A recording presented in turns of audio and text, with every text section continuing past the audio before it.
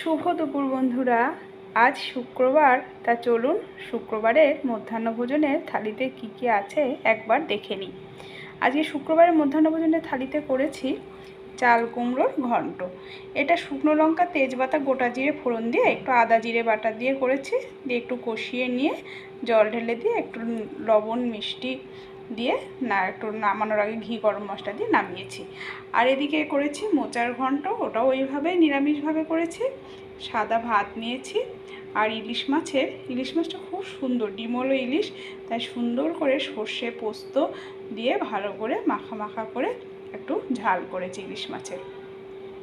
তো আজকে মধ্যাহ্নভোজনের থালির আইডিয়াটা আপনাদের কেমন লাগলো অবশ্যই জানাবেন।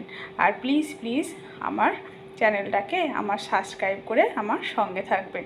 আর আমার এই চ্যানেলে আছে সাদামাঠা কয়েকটা ডেলি ব্লগিং আর এই রান্না, এই দুটো নিয়েই আমার চ্যানেল।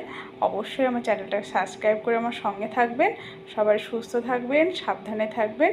প্রতিদিনের মতো আবার চলে আসবো। বাই।